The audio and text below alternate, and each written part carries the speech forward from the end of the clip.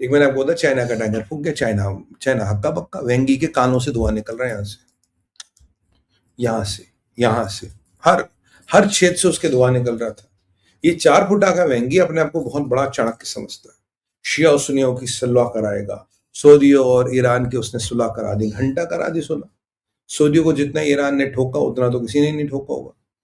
वह वेंगी को बोला, बोल बेटा ये जिंजिया नहीं है, ये मिडल ईस्ट है, तेरी औकात नहीं यहाँ काम करने की।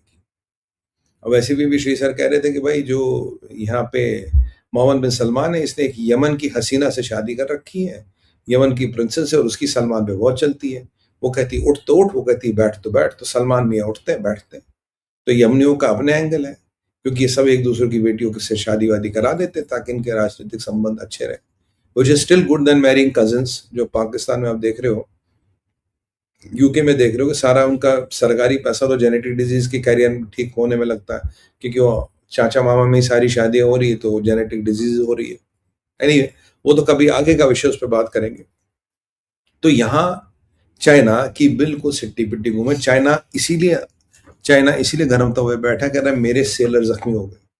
अब चाइना का अभी तो खबर तो नहीं है कोई सेलर मरा है, but it's a great humiliation to Wang Yi, it's a great humiliation to Chinese Communist Party. वो भी कब? जब ट्रम्प चाइना जा रहे। ट्रम्प कब चाइना जा रहे? 14-15 को जा रहे। तो चीनी इतने बदमाश है, जब ट्रम्प का जहाज उतरा वहीं ईरान का जहाज था, इन्होंने उसको इस बे पे रखा, उसको इस बे पे रखा। ये पता क्यों?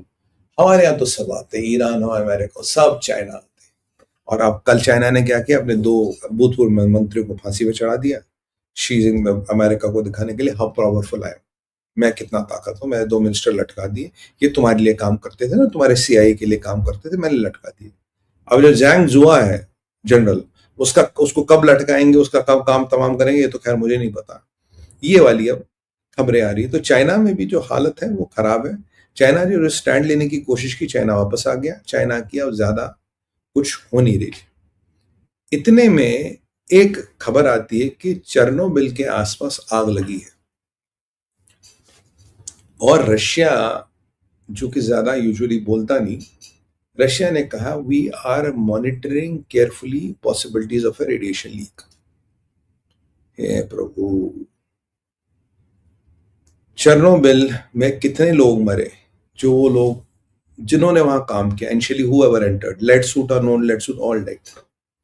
वो फायर फाइटर्स हो, वो बेचारे पुलिस वाले हो, वो जितने भी लोग हैं। क्यों चेर्नोबिल के आसपास डॉग्स पाए जाते हैं जिनका कलर ग्रीन है, जिनकी आंखें ग्रीन है, जस्ट बिकॉज ऑफ रेडिएशन। अगर टीम वो पिक्चर मिले तो दिखा दो, वैसे नहीं, पता नहीं कॉपीराइट आ जाए, छोड़ो। तो वो पाए जाते हैं कि कोई रेडिएशन के इफेक्ट्स वहां भी है।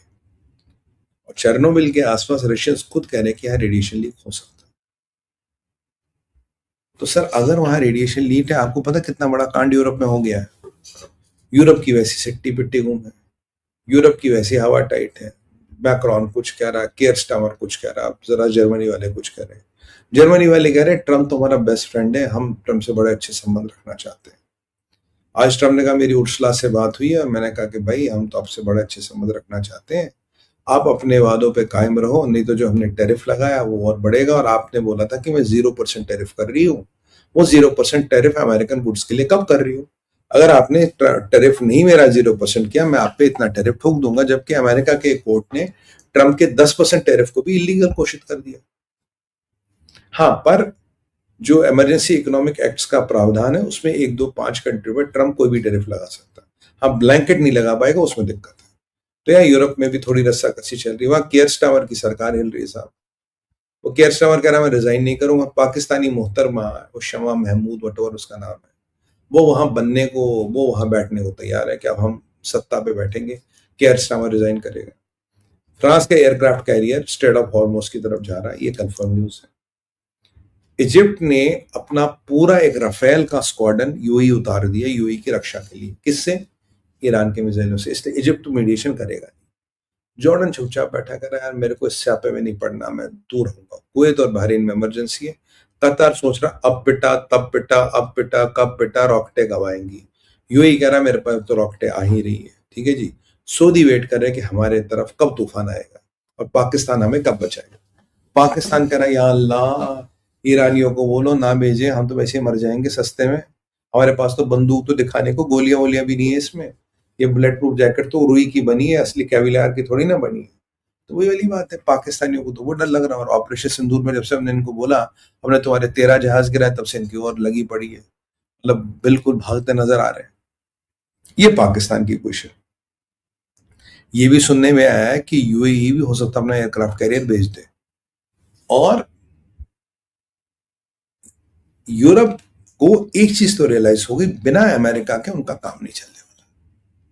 बिना अमेरिका के उनका काम नहीं चलेगा। ये सब पॉस्चरिंग वॉस्चरिंग ठीक है, पर औकात नहीं है भाई, ये यूरोप को रियलाइज हो गया। अब ऐसे में यूरोप में एक बहुत गड़बड़ हो रही थी, वो थी कि अमेरिका वर्सेस पोप। और एक गड़बड़ इसराइल में भी हो रही है। इसराइल में ये हो रही कि आईडीएफ के कुछ सिपाही बार बार क्रिश्चियन आइडियल्स का अपमान कर रहे हैं। जो मैं उनसे निवेदन करूंगा ऐसा ना करें।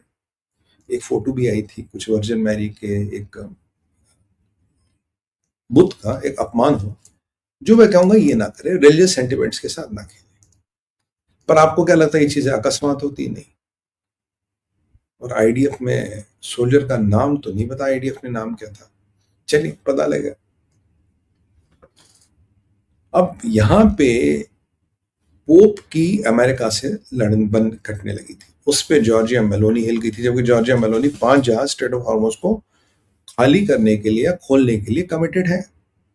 पोप से बनी नहीं इसकी।